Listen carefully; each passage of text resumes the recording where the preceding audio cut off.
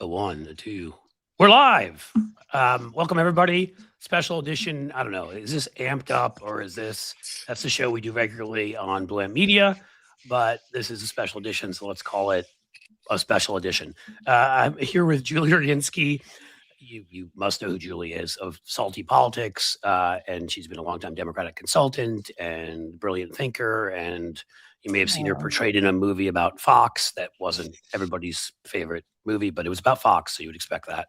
And then there is the indefatigable Malcolm Nance, who you may have seen from places like Greenland Live and Ukraine in battle gear, and where else, Malcolm? I don't know. The Russians translating your phone calls with me into Russian and freaking me out. Might have been those 7 years on MSNBC. That might have helped. Yo, there you go. Malcolm, we could do this whole thing in Russian and just cut to the chase. That's yeah. Don't worry. They'll translate it for us. They have English language. Oh, yeah. That's for sure. Folks who don't know, I have to bring it up constantly. There was a time I called Malcolm and he was in Egypt and having a dinner, and then we got disconnected or whatever, and we're texting. And suddenly my phone was reading out what he was texting, and it suddenly started reading it out in Russian. And I thought he was just messing with me. So I decided I would start, and I don't know Russian. So I thought, I speak French. I'd start having it read out in French. And then so I said, Malcolm, if you're going to talk to me in Russian, I'm going to talk to you in French. And Malcolm's like, I'm not talking to you in Russian. So interesting. Yeah. There seems that there are people listening in. I feel like Malcolm was in Egypt and slightly more important when it comes to this stuff than I am. So I have a feeling he was being monitored. And there are people who, by mistake, were giving us feedback of what they were sending each other. Yeah. It's very nice. In any case, I'd like to be here to talk about that and laugh about that the whole time. We're going to talk about something different. I think everybody here, I'll let everybody tell me where they stand on things, but I've spoken to each of these folks individually. They're both, again, giants in their fields and many fields, and incredibly intelligent people. Malcolm, I didn't mention, also was a spy, a black man spy for a long time, and still kind of is. And, we all have criticized Bibi Netanyahu. I think we've probably all called him a war criminal and said that he's terrible. We've criticized his whole cabinet. I think they should all be in The Hague. We have criticized AIPAC and think that they're a bunch of, I don't know, I won't go into what my thoughts are on them. But right now, again, we keep nominating people as a party who agree with the two of us, I'm going to say, in spirit, all three of us, that the establishment is old, entrenched, has not fought against Trump hard enough. But we keep nominating people who keep saying things that if they were said about any other group besides Jews or doing things would be unforgivable. If I said that the Tulsa riot that took place in the 1920s, that literally was a massacre of Black Americans, if I said, I'm not sure, I don't really think that was because they were Black, you'd all rightfully call me a racist, and you all rightfully would say I have no place in Democratic politics. But everybody's celebrating because we just nominated somebody and kicked out a long-time Democrat in Colorado who said, I'm not sure the Boulder, Colorado attack, the firebombing that killed an 82-year-old woman and burned a bunch of other people who were out marching because of October 7th as a vigil. She said, I don't know that was anti-Semitic. In her estimation, it could have been anything. She didn't know what was in the person's heart. That sounds a lot like Republican rhetoric on certain things. That goes along with Chevalier in New York, who celebrated on October 8th, went out literally to a celebration, burnt an Israeli flag, and refused to condemn Hamas. The second time they asked her, she only would condemn Hamas conditionally if she could point out also, well, the U.S. government doesn't fund them. They fund the Israeli government, who are murderers, blah, blah, blah, blah. I didn't ask that fucking question. I mean, you should, if you want to condemn somebody, watch this. It's really easy. I condemn Bibi Netanyahu. He's a war criminal. See how I did that? Didn't have to mention Hamas, Palestinians, anybody else. It's really easy if you believe it. I need to shut up now, and I would like to I'll let each of these two other folks talk about their feelings right now. Julie, from my perspective, as somebody who's Jewish, but also had to leave Moscow and understands what Zionism is and isn't, understands that Jews are not welcomed in many parts of the world. And Malcolm, who understands these things from the background of somebody who understands ops and understands what Russia's potential involvement in things, and called out the October 7th attack immediately as an op. I'm going to stop speaking for you. Go ahead, Julie, and then we'll go to Malcolm. Well, it's interesting. Hey, everybody. So it's interesting that you pointed out the Tulsa riots and saying, I don't know what's in anybody's heart, and also the equivalency, right? Because it's so similar to what we've heard consistently from Republicans in the whole Black Lives Matter movement, right? Every time you'd say Black Lives Matter, they'd say, stop, all lives matter. And the rest of us would say, yes, of course, all lives matter, but Black lives seem to matter a little less in certain parts of the world and in certain parts of this country than the rest of our lives, right? And that was the whole point of the Black Lives Matter movement. There were young Black men being shot, arrested, and otherwise treated. Strangled for 9 minutes. Right, exactly. And you're here in New York City and otherwise treated worse because of the color of their skin than white men. And as the mother of a boy who has got white skin, the conversations I've had with him about cops are very different than the conversations that his Black friends have had with their mothers about cops. And so I think from that perspective, whenever you'd hear all lives matter, we would say, you're trying to diminish what we're talking about here. But here, every time you're talking about the fact that Jewish women, children, elderly people, a lot of whom were living in kibbutzes and actually working in the peace process. I mean, these were the most liberal of the Israeli society. Somebody who spends a lot of time in Israel, I can tell you, like, those kibbutzniks are really what's left of the ultra-liberal socialist part of what Israel was founded as and used to be before Likud and Netanyahu came in and just completely destroyed it. If anybody didn't, nobody deserves this, but if those people specifically did not deserve any of this. And to say, well, yes, but look what's going on in Gaza and look what's going on elsewhere. And the answer is, of course, we're not denying what's going on in Gaza is atrocious. But why is it that we can't spare a thought for the women, children, elderly, and yes, IDF soldiers who, by the way, are 18, 19-year-olds who are conscripted because they don't have a choice. You have to serve in the Israeli military if you are. It's a great point I haven't heard made before. And so nobody deserves this. Nobody deserves to be raped repeatedly while living in a hellhole underground for years. Nobody deserves to be a mother who's kidnapped with her 2 tiny children, dragged into Gaza, murdered, and then when her body is supposed to be returned to the family, the wrong body is returned on purpose to torture her family more. There's a reason why Hamas took video of what they did and then sent it. Listen, I have a cousin I have many cousins who live in Israel, but I have a cousin who lives in Israel. And again, if you live in Israel, you have to serve in the IDF. She's my age. She's in her 50s. She's long stopped serving in the IDF. She did her military service and so on, but she was recalled back because of what she does now to service, as all these people were. And she had to be the liaison between the hostage families and the military. This woman, as you can imagine, she's incredibly strong, but the mental trauma of having to deal with these hostage families all the time. All these people wanted was the bodies back of their loved ones. Hamas would send videos every Saturday to the families to torture them of the hostages, of their brothers, sisters, sons, daughters, husbands, wives, but they wouldn't date the videos so that you didn't know if they were still alive. You didn't know from, when this was sent. Was it a month ago? Was it a few hours ago? They did this to torture the families. None of this is spoken about because somehow these lives don't matter. We don't hear this in the media at all. And in fact, I didn't even know about the Saturdays. How much do I'm pretty well educated on this subject, and I didn't even know that. I didn't know either until she told me this. And they would sit there on pins and needles every Saturday. On the one hand, they were eagerly awaiting these videos as proof of life. On the other hand, they had no idea whether it was really proof of life or not. And Hamas knew that. And they were doing it to psychologically torture these people. So anytime somebody says, well, after all these years of oppression and all these years of what did you expect? You don't expect this level of cruelty. All right. I don't care what kind of freedom fighter you fancy yourself to be.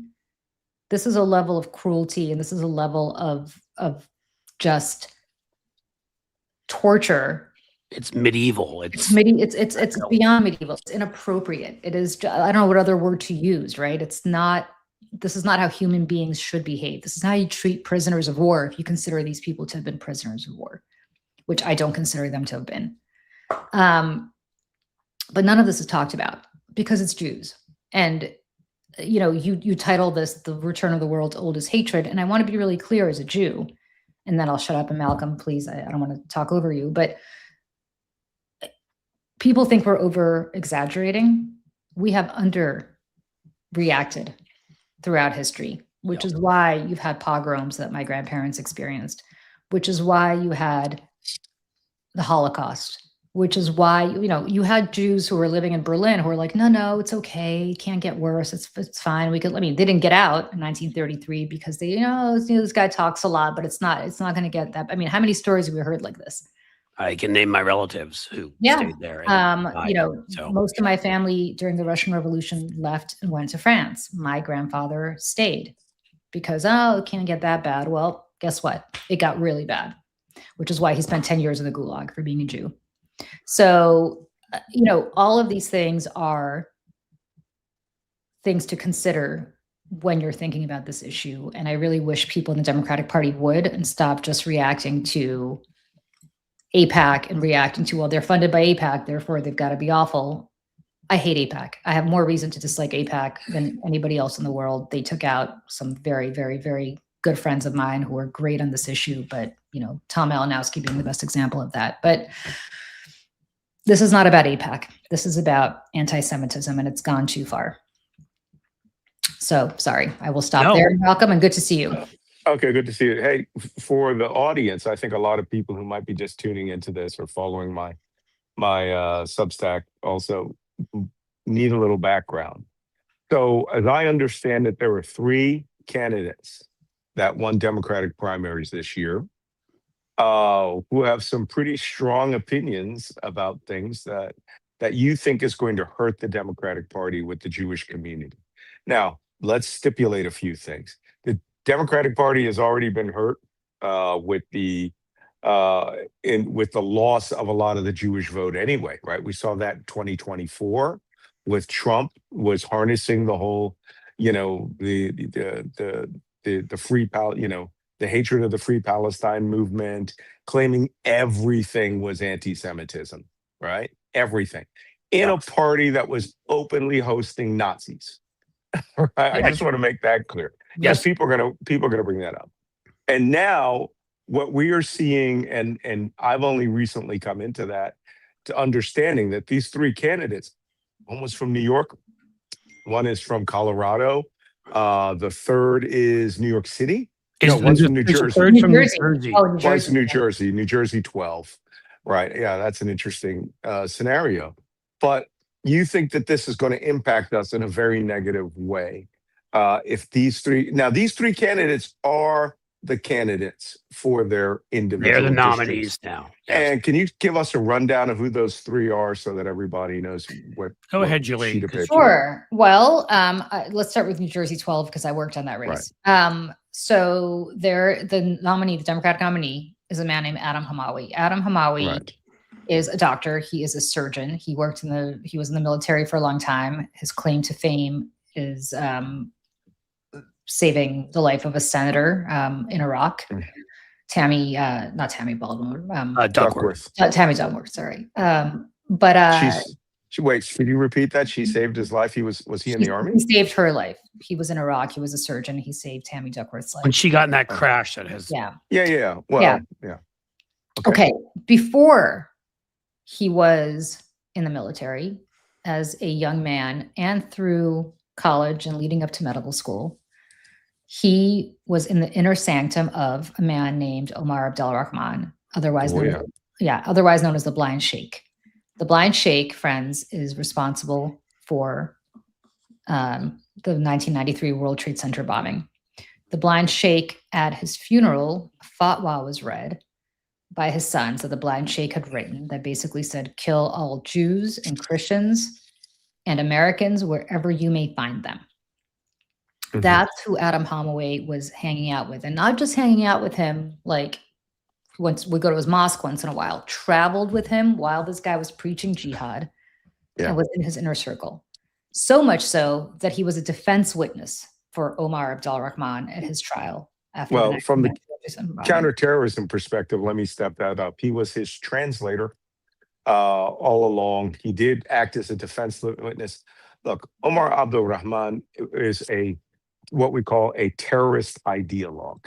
He was a pre-Bin Laden while Bin Laden was still gestating in Afghanistan, and actually was a disciple of the whole Islamic Jihad Islamic Jihad movement. And Rahman and the other co-conspirators carried out the first World Trade Center bombing. An interesting bombing because they parked a giant car bomb in the basement of the World Trade Center. And the actual plot was that they wanted one of the buildings to lean 5 degrees, then it would fall into the next building and knock it over.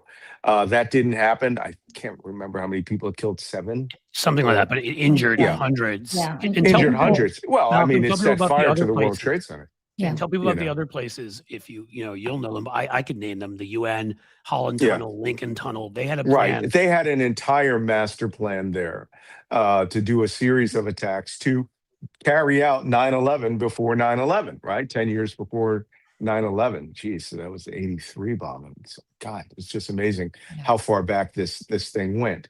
I find it fascinating. The guy joined the U.S. Army, right? And, became a surgeon in the U.S. Army, got through the security clearance process because anyone associated with the blind sheikh, right? Omar Abdul Rahman you were blacklisted. You weren't even blacklisted. You were redlined from doing anything of any trust. So apparently going in the U.S. Army, and working as a combat surgeon has done things. My question is, let's stick to Hamawy.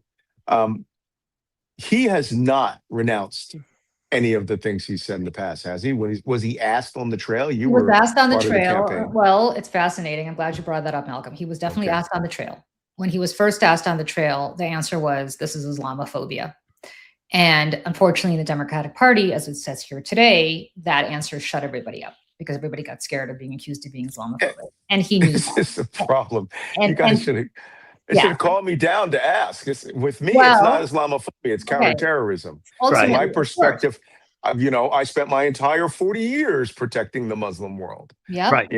Which a lot of people don't understand, which is what counterterrorism was. Ultimately, the New York Times woke up about, a few days before the election and we're like, oh, we should do a story on this. So New York Times, isn't it? Yeah. This is the hometown newspaper, right? Yep. And they asked, and his answer was, and it was an astonishing answer. Well, yes, he had 2 answers. One is, yes, of course, Abdul Rahman said all this, but understand he wasn't preaching jihad all the time. He was talking about other things too. Just the time I was hanging with him. He also liked macaroni and cheese. He was a big fan of Senegalese soccer. All for those of us who've read Mein Kampf, it's not all about the Jews. There's some other stuff in there too, right? Like that's kind of the excuse here. For killing the Roma. Yeah. Yes, but also about electrifying the Ruhr and getting, And can I make one other important point that I think is key here? He also, has been proven during that trial when he was defending Omar Abdul Rahman, he lied under oath. Because Patrick Fitzgerald, who was a professional who was prosecuting that, asked him what was said, what he heard, and he claimed he only heard stuff about economic, because they named it an economic conference. Oh, I only heard him talk about economics. And then Patrick Fitzgerald read back to him what was actually said in one of the oldest lawyer tricks in the book, because he knew what was said. He said, oh, well, yeah, maybe that was said too. So he perjured himself. So that should go to his character. Go ahead. Speaking to his character. Yes. All right. I want to take the opposite point of view here, because I personally would need to hear this from his mouth. I mean, if I had been anywhere near there, I would have confronted him and said this. Hey, listen, you were associated with people who took part in the first World Trade Center trial. By the way, I've lived in the Muslim world my whole life. I have met guys, my next door neighbor in Abu Dhabi, who had 4 wives living on 4 separate floors of the building that I lived on. No, it's their culture. I know you always have interesting stories, Malcolm. But I'm just trying to say, I had D1 with this guy. This is where you go and you go into their living room and you speak and you talk, you pray, and then, drink Johnny Walker Black. I had D1 with this guy, and this guy's appeal was he wasn't an imam, but he was, a prayer leader, was so insanely powerful. I sat there thinking, this is how bin Laden gets people to go to do things for him. You just at the end of the conversation, you go, oh yeah, I want to help you. I mean, it was just charisma. Yeah. It is charisma, but there's a religious factor, there's a cultural factor in there too. These guys can talk. And, I would personally want, if I were interviewing him for the Black Man Spy podcast, and he said, rake him over the coals over his previous associations. He'd say, oh, that wasn't me. And then I'd say, okay, now how do you juxtapose everything you've said and done back then with your behavior at the Second World Trade Center attack? He went to ground zero and helped out. He joined the U.S. Army, which is the greatest of all Satans, right? To save the lives, not of Iraqi people, but of whoever he was assigned to do when he went to Iraq because he could speak Arabic, right? So there is two sides to this coin that I would, as a voter, I'm not in New Jersey, I'm in New York, but as a voter, I want to hear this from you. Do you renounce the fact that that guy was convicted of conducting the first World Trade Center bombing? Well, except has he ever said yes or no to that? Not particularly, but what he did do, in addition to serving in the army, is he did go to Gaza for a few weeks or months. Yeah. And he did work in the Shifra hospital in Gaza City. Okay. And he came back and he said there were no Hamas tunnels whatsoever under this hospital, didn't see anything that didn't exist. Well, a week or two later, Yahya Sinwar's brother was shot in one of the tunnels right underneath the Shifra hospital. Trust me, I believe that. However, I have been in battle zones, combatant zones all over the world. You can do one thing on one side of the place. If you're sitting there elbow deep in blood of civilians that are getting killed, and not know that Hamas has a tunnel complex underneath. Now, well, it's a big complex. I watched this moment to moment down there. And as you know, I've been on the Israeli side of the border in all of the kibbutzim that were attacked.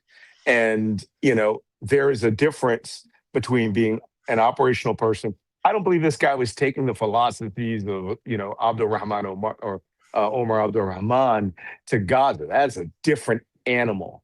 And he can see that. I spent a lot of time in Baghdad. I didn't see 99% of the stuff, but I would want to know as a voter, okay, one, you were motivated at one point by one of the evil people that came to the United States that intended to do it harm.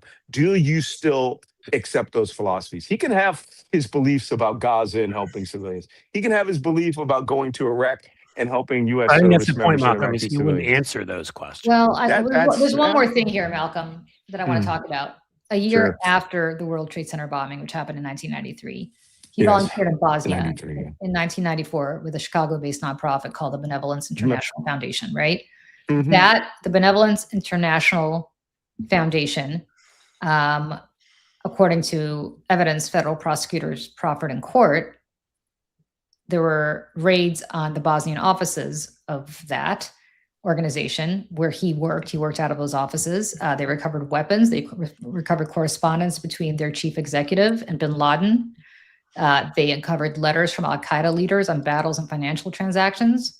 Mm-hmm. And ultimately, they said that this was a front for Al-Qaeda to try to get into Europe. This was their European back doorway. Now, full disclosure. Yes.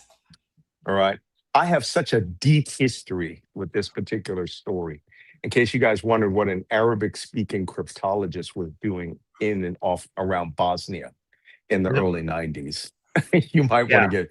There were three different branches fighting out in that region. You had the Croatian army, you have the Bosnian Serb army, Bosnian Herzegovinian army, ABH, the Bosniaks. But you had what we called these oddball people who were operating in Western Bosnia, south of Banja Luka, right? And these guys were the jihadists.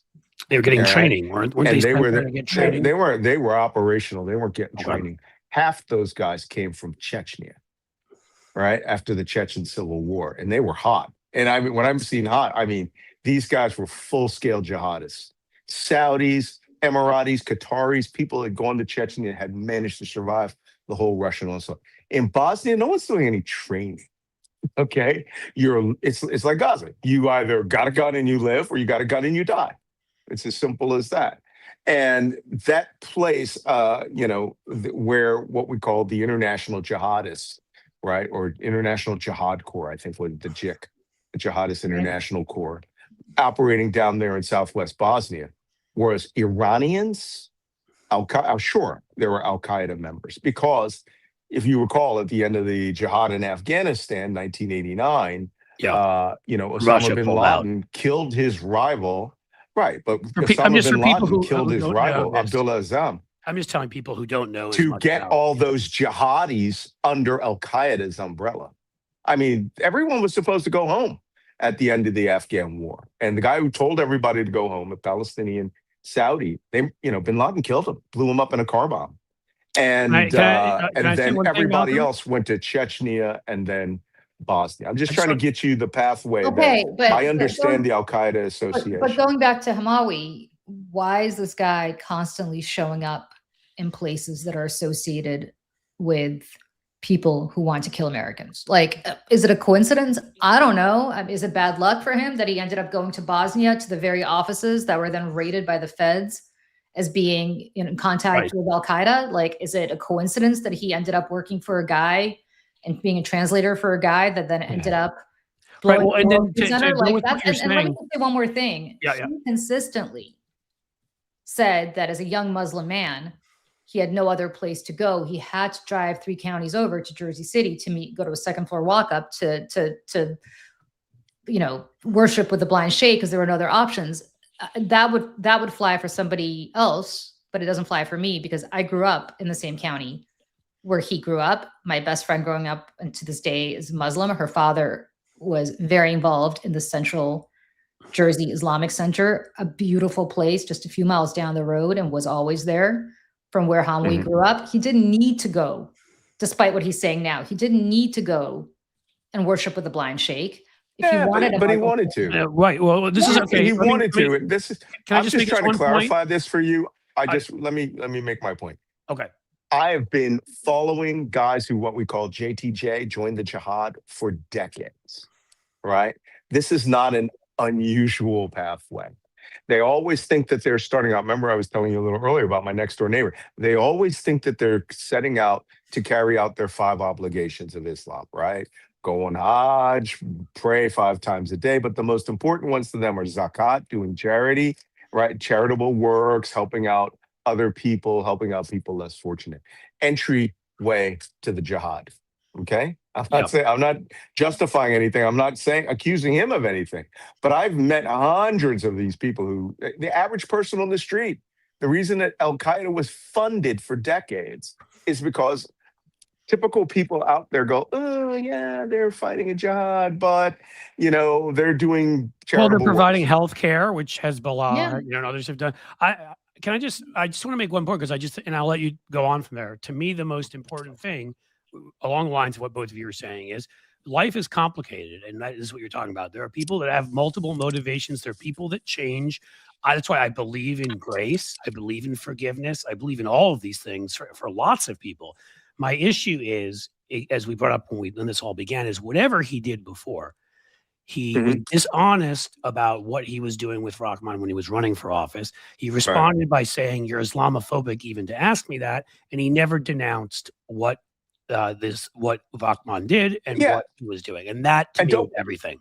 Don't worry, the Republicans are going to run his ass over the coals as No, the they're not. terrorist It's a candidate. very Democratic district. They're going to let it go. Is it? Yeah, I think they're going to do it anyway, even if they have a 10% chance. They're going to winning. use him here in Ohio. They're going to use him as a cudgel, to smear the entirety of the Democratic Party.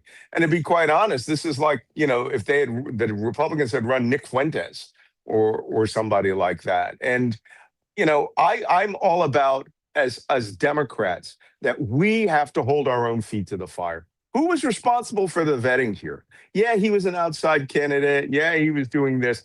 It doesn't matter, to a certain extent, what we say about our candidates. It matters what the opposition is going to do to us as a party with this candidate. And I as a now a flaming blue Democrat, counterterrorism, exceptionally well known amongst the 42 million African Americans of this country. I want to know, have you denounced all this stuff? All it would take for him to go and say, yeah, that was wrong. I was young and stupid. I went in the army to make amends. Why he won't do that is now part of the albatross that's going to hang around. Well, and the problem for the rest of us is that he was recruited, I think, by the Justice Democrats. He's sending out emails for them constantly on behalf of Darializa, on behalf of this woman Melat, who just got elected in Colorado, and so on. I'm sure he'll be doing it. That's the one that won't do that. Right. She doesn't know what the bombing was. All of these emails have one narrative through them. AIPAC money. I'm gonna guess. AIPAC money came for me. And I'm here to say, friends, that AIPAC did not spend a dime against this guy. They did not touch him. Believe me, there were questions as to why AIPAC did not touch him. And I will give you my 2 cents on why I think that is. AIPAC did not. He's like, AIPAC and corporate Democrats spent money, millions of dollars against me. Friends, nobody spent a dime against him. Nobody went negative on him. What I'm telling you right now about him was never mentioned in the campaign, which is why he won. Not one person went negative on him, because the minute he started invoking the whole, oh, you're Islamophobic if you do, they all got scared, frankly. And that's how he won, because he went from having 3% in the polls in January to winning with about 20-something. Tell the rest of your story, Julie, because you wrote the piece. Who else supported him? Well, the people who supported him is a PAC called the American Priorities PAC. The American Priorities PAC is a PAC funded by, ostensibly funded by a few, maybe 5 or 6 really rich tech guys. You want to talk about big tech money? That's who's funding this. Entirely based on anti-Zionism, entirely based on being the antidote to AIPAC. God bless. If you want to set up an antidote to AIPAC, that's fine. But this has gone very, very far into anti-Zionist / anti-Semitic language. And what they are doing is effectively electing him, electing others like Darializa. They're certainly going to fund El Sayed in Michigan. And more relevantly, there is now evidence that they are aligning themselves or sharing, basically they're downstream of a 501c3, which, by the way, is illegal. They haven't reported to the FEC. They're not in compliance with the FEC as to what that relationship is. And that 501c3 is funded by Qatar. So if you were worried about foreign money coming into our elections, it's not the Israelis, because AIPAC is not funded by one Israeli citizen. It's funded by Americans. I mean, maybe they're dual citizens, some of them, but they're all American citizens. There's no foreign money in AIPAC. But this is interesting because this is downstream of 501c3 PAC that is funded by Qatar. We're getting towards like 20 minutes left. Qatar. And I want to, and we can talk about them. I want to make sure, and you keep referring, I thought her name was Chevalier, the one, am I getting that wrong? Yeah. Okay, good. I just want to make sure. I heard her first name, yeah, it's Darializa. Okay, but the one in New York, yeah, who honestly, if I started this off the way I started this off, making a historical, with comparison about the Tulsa riots, I could have started off naming some of her positions, and if I didn't say who it was, you all might think I was talking about the old Confederacy. She claimed that Black and Arabic men have an unhealthy fetish for white women. I mean, does anybody think of Birth of a Nation and some of the stuff turn of the century that whites were saying about Black men loving white women and all of that? She's against interracial marriage. I mean, David Duke. Anybody? She has said that white women are ugly. She has said that, and other things of that variety, but one of her big things was literally the day after October 7th. The day after, she was out celebrating the attack, the largest pogrom since the Holocaust, the equivalent, 1,200 Israelis, the equivalent of 39,000 Americans being murdered or kidnapped. And she was out celebrating it, and when they asked her to denounce Hamas, she refused to. That's the Mhm. second person, because I think we need to make a case against all of these people. Right, Right. And she is now, she barely won, but she did win over the head of what's his name? The Hispanic caucus who is, again, these folks keep winning. They're not winning over, even for the most part, they're not winning over like the kinds of Democrats that we can't stand, the kind of the most corporate ones. She beat the representative she beat was for Medicare for all, was for abolishing ICE. You'll know, Julie, you're always better at me this. What was his name, the incumbent? Where? Chevalier. Oh, Adriano Espaillat. Yes. So yeah. he's not some corporate whatever. He's progressive, and Mhm. but again, celebrating the murder and rape, and as Julie put it, burned alive. Parents shot Mhm. in front of their kids shot in front of their parents, people kidnapped, and Julie spoke to that story. She was out the next day celebrating that. I want folks to ask, themselves, how should I feel about that as somebody of my background? How Mhm. should Julie feel about that? How would Malcolm feel about it? And folks like Malcolm, if there was a mass lynching in the South and the next day we were out celebrating that. That's what this And was. the, Go and the ahead. third person in Colorado, what's her name, Melko? Or Melat, I forgot her last name, but yeah. Miros, and Yeah. Milos. she's got the She's trifecta. Ethiopian. She's Ethiopian, came here. She wrote a letter when she was part of a law firm in New York, defending the right of students to protest Gaza. By the way, I would support her in that. Yeah. Okay. The law Yeah. firm fired her, and I frankly think they were dicks for doing that. She has Agreed. free speech and has the right to, especially on something like this. So I don't even agree with why she was fired. But then she moved back to Colorado, and as I just call it, it's a pretty simple trifecta, which is 9/11 Americans brought on themselves and deserved. October 7th, Israeli Jews brought on themselves and deserved.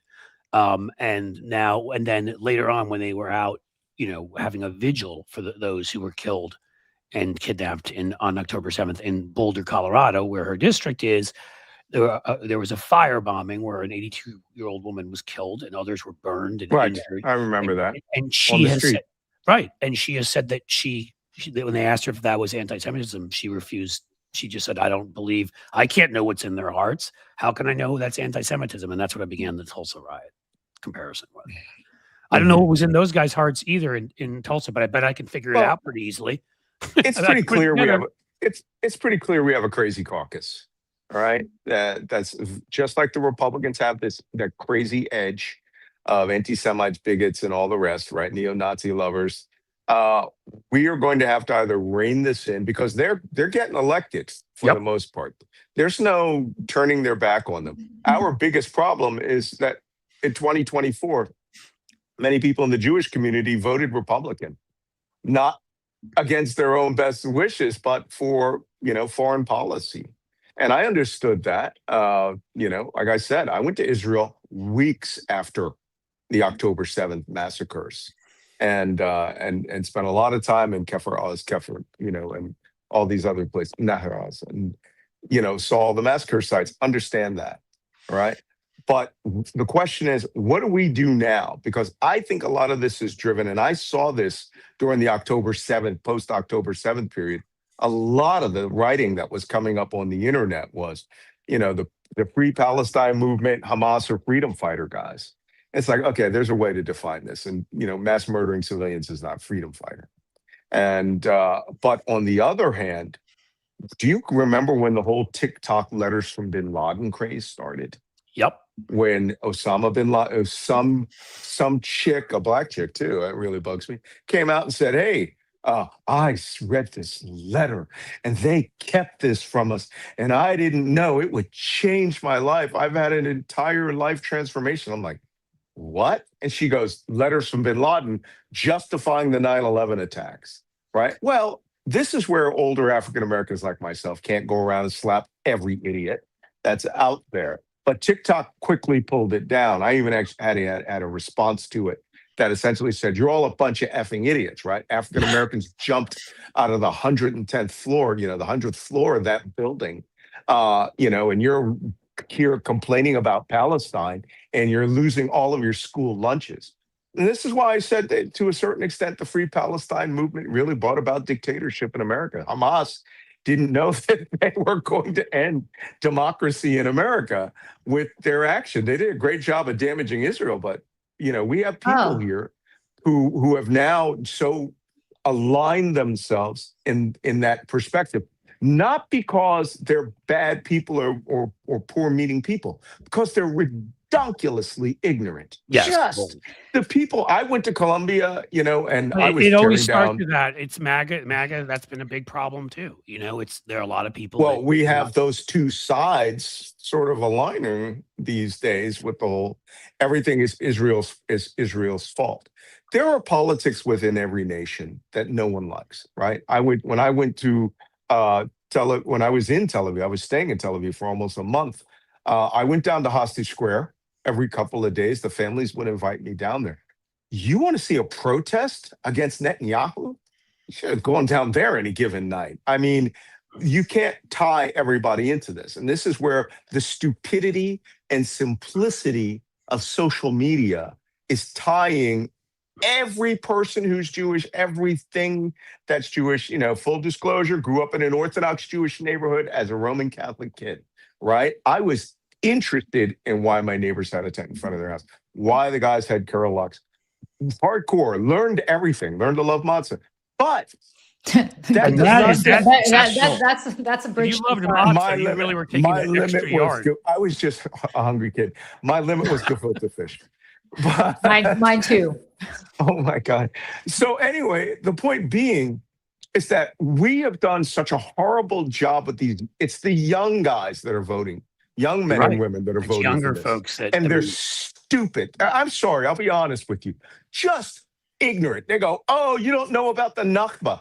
I don't know about the Nakba.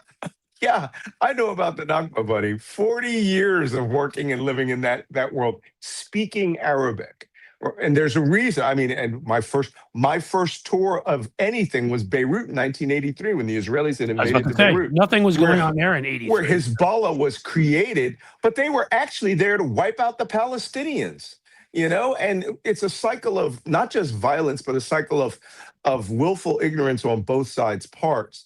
But now on my side's part, I understand racist, bigoted, Jew-hating MAGA.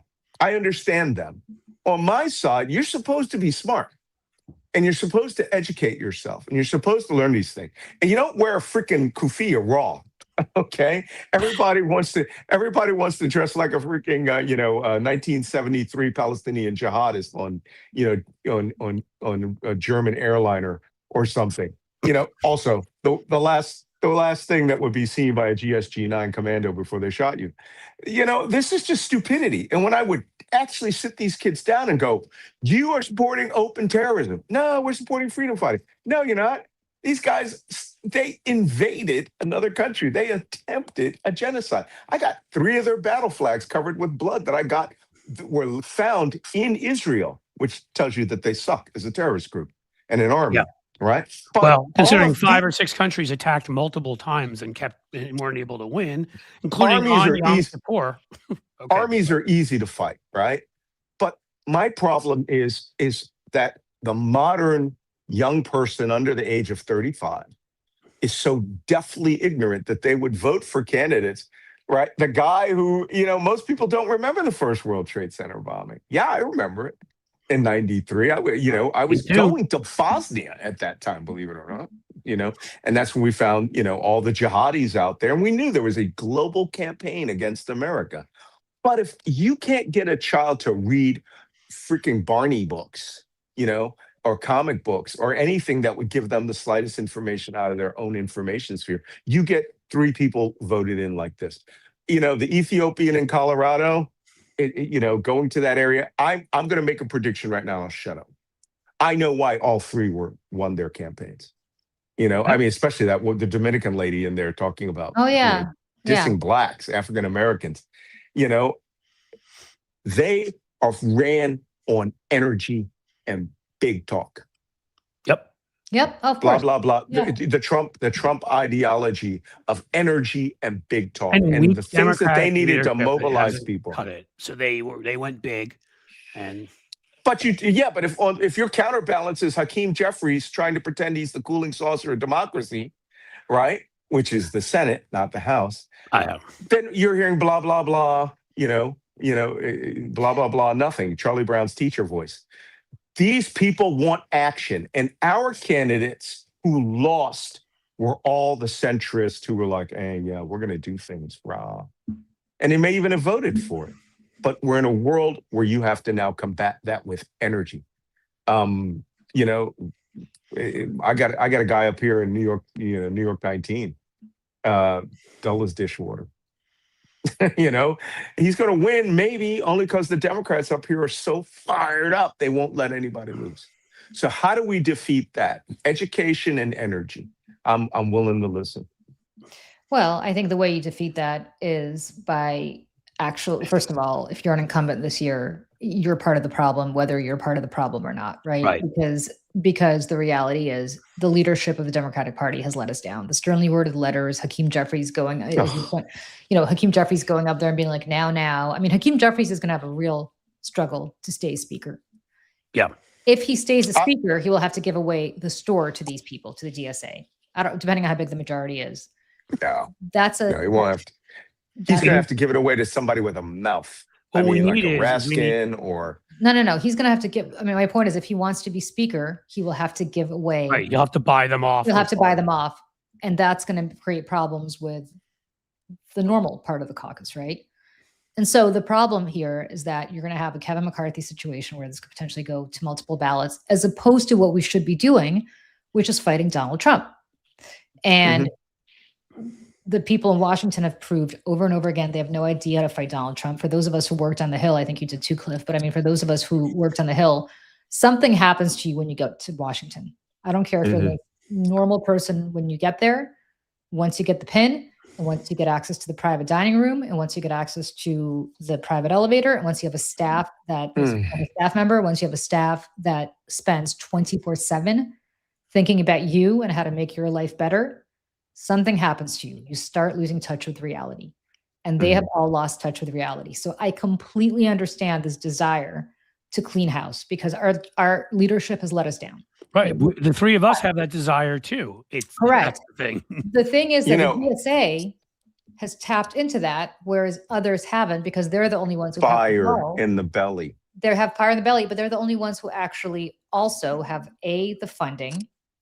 God knows where they're getting it. I have my suspicions. The funding, and then B, the infrastructure to challenge the status quo. And I will give you an example. Forget the Hamawy district. One district north of that was a district where you had a vacancy for Mikey Sherrill's seat. Mikey Sherrill is now the governor of New Jersey. There was a special election, the first special election of this year, to fill that vacancy. You had former Congressman Tom Malinowski run. I don't know if you know him, Malcolm. Yeah, probably, to me, the platonic ideal of what a member of Congress should be. Just the most thoughtful, wonderful person you could possibly imagine. He was trying to come back and run for that seat. AIPAC spent $2.5 million on broadcast TV, killing him because he had the temerity to say that he might condition aid to Israel under certain circumstances. They killed him, and by killing him, they elected a woman who put a cafe on election night and said there's genocide in Gaza and so on. Even, like every part of this, except the DSA, has been stupid. Schumer's been stupid by recruiting Haley Stevens to run and not putting all of his energy behind Mallory McMorrow. Yep, McMorrow is terrific. And to me, McMorrow is the ideal of the candidate who stands up and will not support Schumer and is fighting back and is for everything we are for. Is progressive, Medicare for all. And is not from Washington. It is not, right. Listen, it is not like a lunatic. It is not anti-Semitic. Go ahead. Listen, a month ago, I had Jennifer Welch on my podcast. Yep. One hilarious podcast, needless to say. But at the end, we said, you know what, Jennifer, we need to create a democratic speaking and communication consulting company, right? In the military, when we're angry and we're shouting at you because we're going to recalibrate you, we do this thing called the blade hand. And she said, yeah, we could call that company Blade Hand and Bitch Slap. Because these Democrats need permission to speak normally. They need permission to stop speaking, government talk and strongly worded letter talk. And fire is going to win over. Now it's starting to win over common sense. Yeah. Right. It's starting to win to the point where we could fracture the Democratic Party and give the Republicans a majority for the rest of my life, your life. And that's the if thing. People don't actually get up and fight. And classic these example of young what happened- crazies Go are ahead, finish bring up. crazy to the fight. Yeah, I mean, to me, a classic example, and I don't want to get into, we don't have enough time to talk about various perspectives on Graham Plattner, but I'm giving just the reason why he was able to do what he was able to do in the primary, because he was all fire. He like took on Chuck Schumer. He was taking them all on. Janet Mills gets in the race, is 80 something years old as an incumbent. And the first thing she says is, I'm going to make sure we protect the filibuster. And I'm just like, oh my fucking God. Oh, no idea where people are. Bye. Right. I mean, Let me tell you something. She created that opening at first, and then that is, you're exactly right. We need people with common sense who are willing to fight for progressive values and fire, but who don't feel like a part of that has to be being anti-Semitic. Well, listen, I want to tell you something about Graham Plattner and his tattoo. I was a senior chief petty officer in the Navy. I had hundreds of people under my responsibility. I've worked with Marines. Marines do stupid things like get a Totenkopf. Did you know that the symbol of the Scout snipers in the Marine Corps was the SSSS? I did not. And frankly, this is the whole double reason. Staggered lightning bolts until just recently.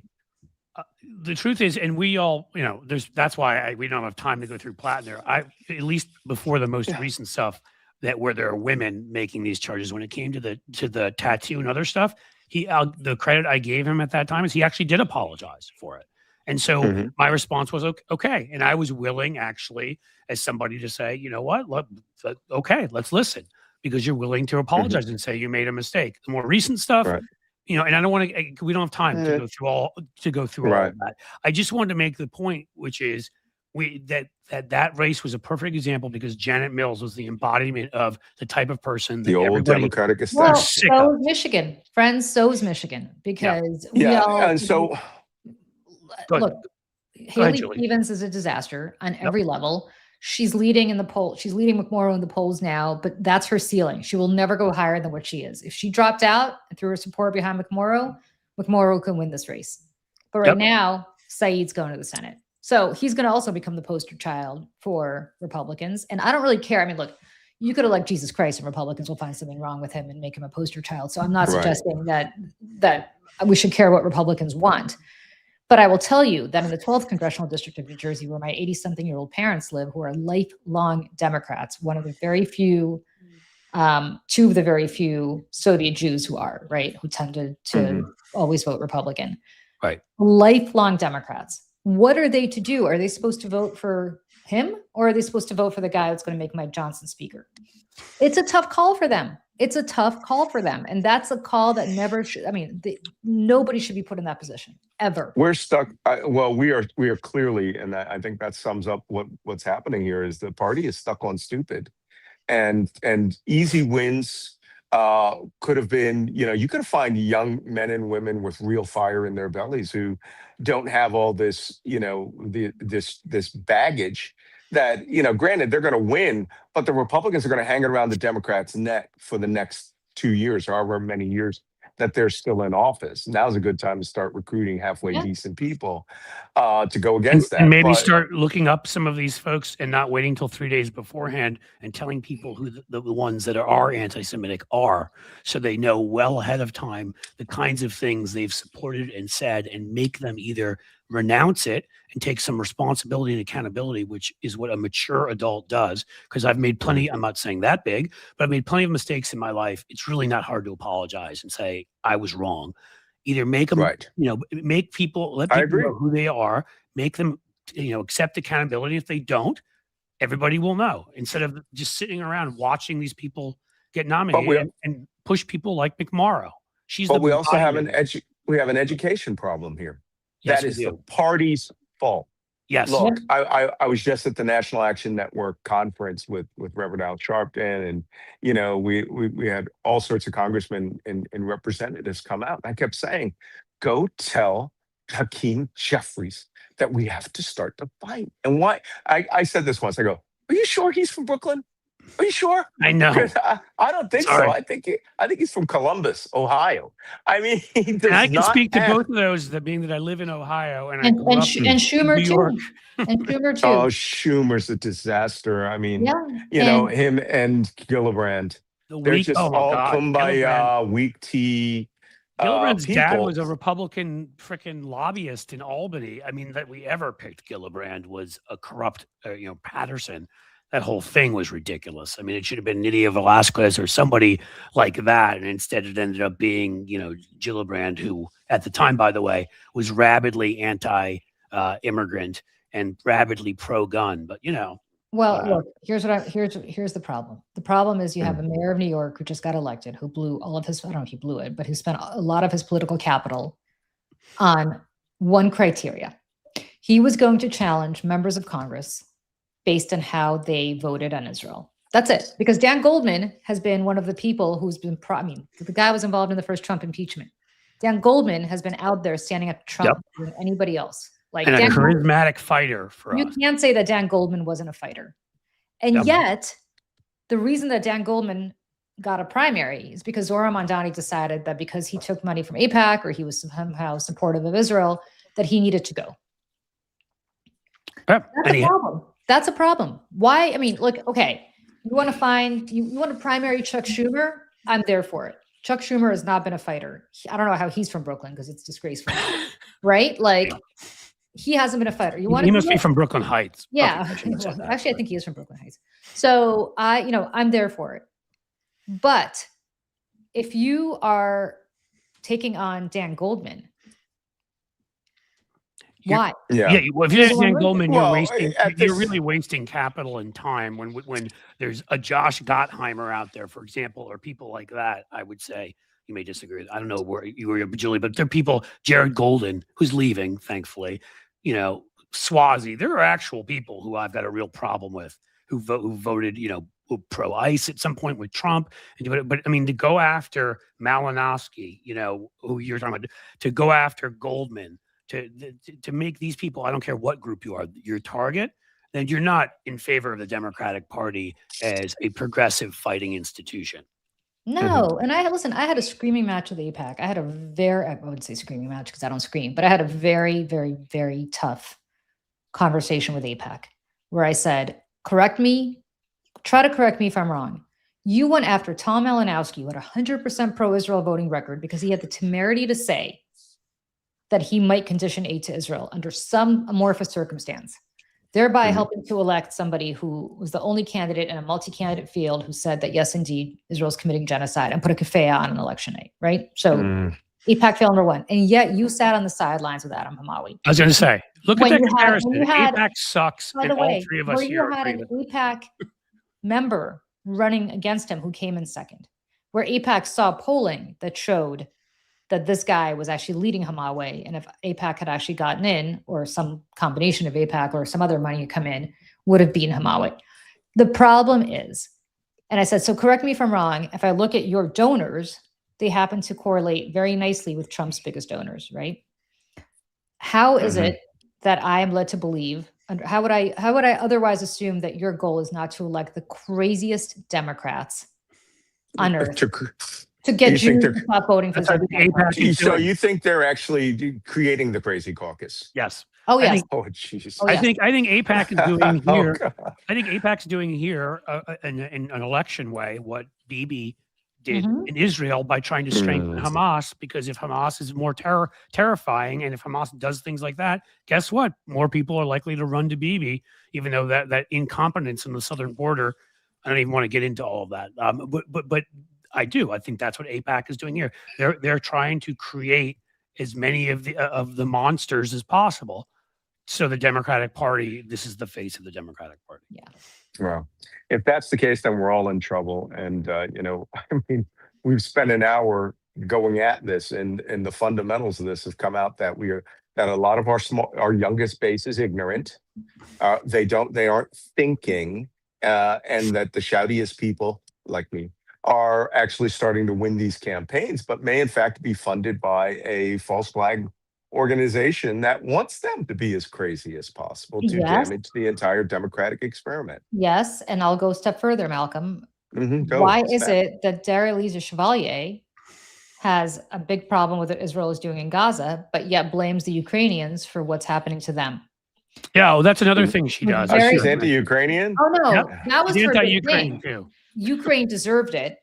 Poor Russia is doing this because we were gloating after the collapse of the Soviet Union. This is a woman who tweeted that she was angry that New York City libraries were not, and I'm not kidding you, we're not carrying the collective works of Joseph Stalin. Now, I'm ABD in Soviet economics. Yeah. There are very few things in the world that I know more about than Soviet history. I didn't even realize that there were collective works of Joseph Stalin because he wasn't some thinker like Lenin or Marx. I'll say I'm ABD in American. How far down the I'm ABD in rabbit American hole do history. you have to be? Yeah. I don't know. I didn't know that either as an ABD American history guy who had to study the Soviet Union. Yeah. So how far down the rabbit hole do you have to be? The key question we all need to ask ourselves is that will these three be spoilers to the Democratic agenda, or will the Democratic Party win so big that we can ignore them for 2 years and then start working on cleaning house? Is the latter, Malcolm. My hope is right now, because I ain't got time for crazy. We need strategy, right? So my strategy when it comes to all this is, first of all, stop the bleeding as best you can now. And start looking ahead at primaries and seeing who these people are and doing our best with those with larger platforms to expose who they are, to push wherever they are, the McMorrows, the anti-leadership, anti-establishment folks that are awesome. I don't care if they're white, black, Muslim. I don't care, as long as they are for freedom and equality for everybody and they are for the right issues and they realize our leadership hasn't fought against Trump enough. And then that's the second thing we need to do. And then we need to start getting more of those types of candidates for 28, because there are a bunch of folks that won in 2006 in a big anti-Republican year that then lost in 2008. These people are not going to be solidly in there. Chevalier, won by like 1 or 2 points. It was not a huge win. Some of them we can get rid of, but we have to have the right candidates and we have to have the truth out there about them in wherever people are getting their information. There's another component about these characters. All right. We saw this in the New York State Senate. They often flip to the other side for their own self-gratification, money. They are often seduced to come over there and act as spoilers. Look, you got your Fettermans, who we could argue it was mental illness, but there's a lot of power in being around power. And if they tell you to stop listening to Hakeem Jeffries or whoever the speaker is, there is more for you. There's more in it for, whatever. Look, how many Free Palestine people voted for Trump or voted for Jill Stein and, Cornel West to give the Republicans Michigan? Yep. Right. Like literally, you couldn't argue to them. And I've talked to these people. I'm going, you voted to ethnically cleanse Gaza so it can be made into a Jared Kushner 25-kilometer beach resort. You did that. Yep. No, I voted for the people. No, you didn't. You voted to kill them all. You did that. Yeah. And then, and then they'd spend time trying to figure that out, and then it's just, Kufi is back on your head, Free Palestine. It's like, yeah, you freed them all, right? You've justified all of the craziness Trump said he would do, right? And just to say you didn't like the black lady. So this is the sort of introspection we need to have. That should be, to be quite honest, this should be a national debate amongst the party, because we're going to have 90% of the people who are going to get elected this year are going to be milk toasters. Milk toast, dull as dishwater. Yep. And then you've got that 10% will be 5% will be hard chargers, and the other 5 will be the crazy caucus that you can't control, and they will be the Marjorie Taylor Greens and all the rest out there who will make outrageous statements, and Trump and the Republicans will burn us with it right to the ground. Yeah. I mean, that's the worry. That's why I said what I said earlier, which is support the McMorrows. They're out there.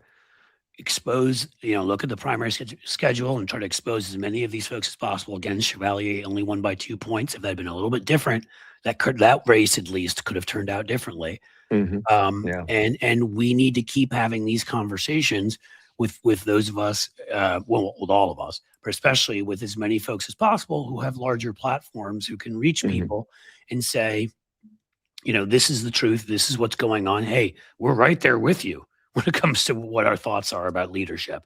But that doesn't mean, that we start pulling a French Revolution where, there's a new Robespierre every week where nobody's pure enough. And I'm going to just say this because I'm seeing this in the comments about how so-and-so's bought by Israel, so-and-so's bought by Bibi Netanyahu. Oh, wait, full disclosure. According to my Substack, I am both a Jew hater and a paid Hasbara agent who works for the Mossad, which is a mean trick. That's why I like you. That's what you want us to think, right? Yeah, Jesus. But I just want to say this, friends. Qatar, I read something in the Israeli newspapers where Benjamin Netanyahu was giving 200 million Israeli shekels, which I think is literally $1 million, to fund Jewish education for kids. And I'm laughing. I'm like, what the hell is that? You're going to give money to yeshivas here in the United States.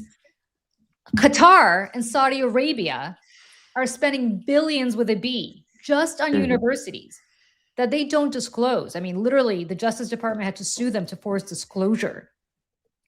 These are countries that behead people.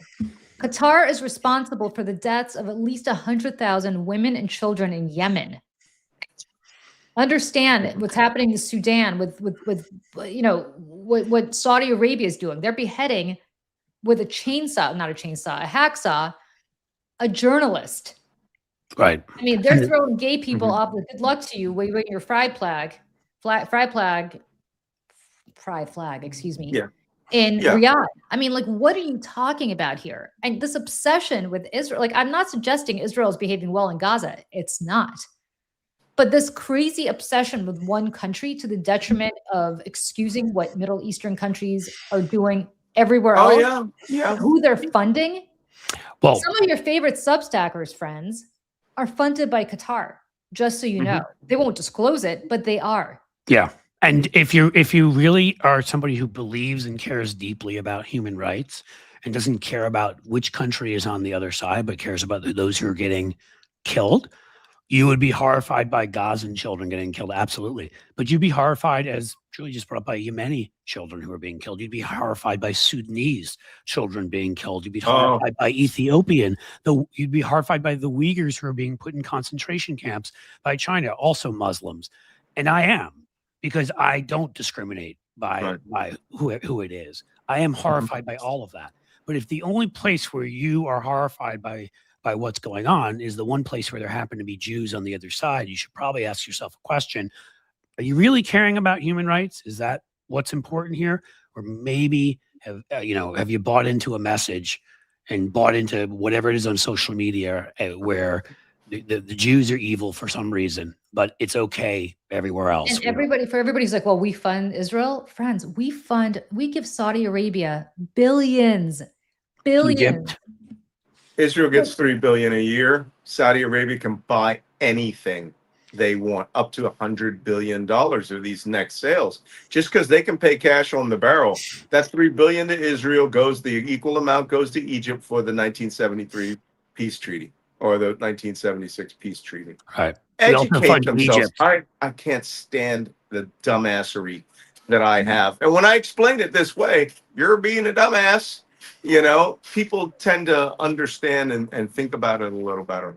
But that's a good thing. You're actually making the point, which I think is a good one, Malcolm, which is the three of us, I think part of why hopefully we're somewhat successful we do here is because we may have backgrounds, as we point out, in all sorts of higher education, but we speak like human beings.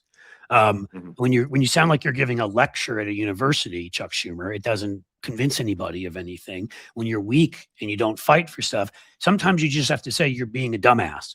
And sometimes Right. you just have to speak like a regular person to some of these folks who are sitting there buying the largest amount of bullshit you can imagine. And again, so that's the only solution to this again is to try to push the ones like McMorrow, to try to push information out there about others that we're talking about here who are anti-Semitic and anti-woman and anti-interracial marriage and anti-Ukraine and many other things, anti-Black, is to push the information out there about them and to do our best to get more candidates that will fight, that will take on these fucking weaklings in leadership, but don't have to be hate groups of people on our, to do that. I always say on our side, but really hate groups of people on any side. Don't collective blame. It should not be a thing. And if it is a thing, if you're blaming any whole group of people for what some of them have done, you're doing it wrong. It would be my answer to you. Yeah. And for people, look, for people who are talking about how Bibi Netanyahu is influencing governments all over the world, I don't even know what you're talking about. He literally is hated by every single leader in the world. Even Donald Trump is sick of him. If you read Maggie Haberman's book, I mean, J.D. Vance just told him off publicly. He's got no friends left, just to be clear. But the part that is striking to me is you have the President of the United States delaying fireworks on the 4th of July in Washington because he's doing a flyover in his little Qatar plane that was given to him by the genocidal government of Qatar. Again, to be clear, responsible for the murder of 100,000, if not more, women and children in Yemen, partnering with the Houthis to murder these people.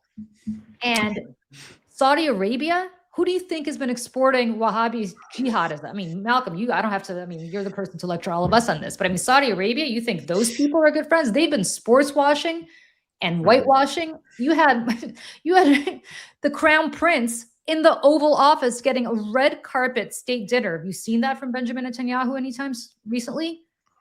This is one of the worst regimes on earth. You have Vladimir Putin getting a red carpet rollout in Alaska while he's kidnapping Ukrainian children across the border into Russia, murdering Ukrainian civilians in ways that, if you're worried about Gaza, would make the Israelis blush. Right. And that's all. Where's the Columbia University encampment? Where is the protest? No, you're electing a woman in Darializa Chevalier who thinks it's the Ukrainians' fault. Mm-hmm. So spare me, really fucking spare me, because I'm so sick of this shit. And for anybody who says, oh no, we're anti-Zionist, we're not anti-Semitic, same thing, sister. Certainly now that I know all this about these particular candidates, I have bigger things to say about, especially, you can't be doing this, dissing the Ukrainians at the same time you're trying to court, the vote of New York City residents, 76% of which support Ukraine. Yep. But we have managed to get in a crazy caucus, and now it's time for crazy caucus management. It is. And I'm, again, we should have an election so big that we should win enough seats that Democrats, should take the House. It shouldn't even be a thing. It should be by how many. But I will tell people, I'm not going to stop speaking the truth no matter what.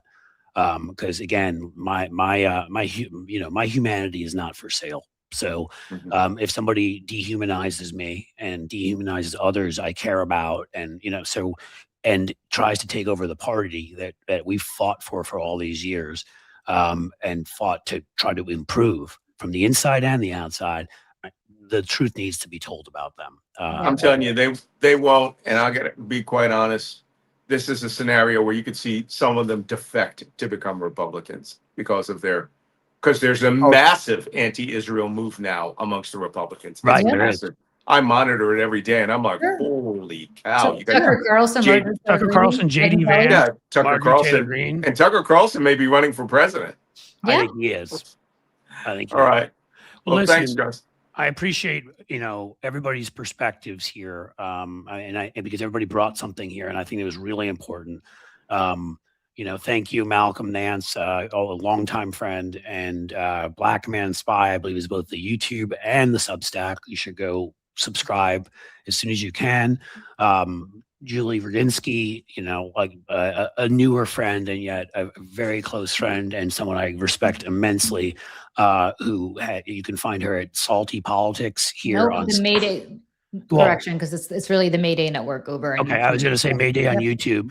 I thought it was Salty. Okay, so It is, Mayday, but it's- yeah, Mayday Network on both. Mayday Network in both places, and Yep. then obviously you can find me at Blue Ant Media here on Substack, on YouTube, everywhere else. Please subscribe, and we'll keep talking. And thank you for being here. So thanks, Bye. guys. I Yeah. appreciate it. See you later. Right there. Bye. Bye-bye.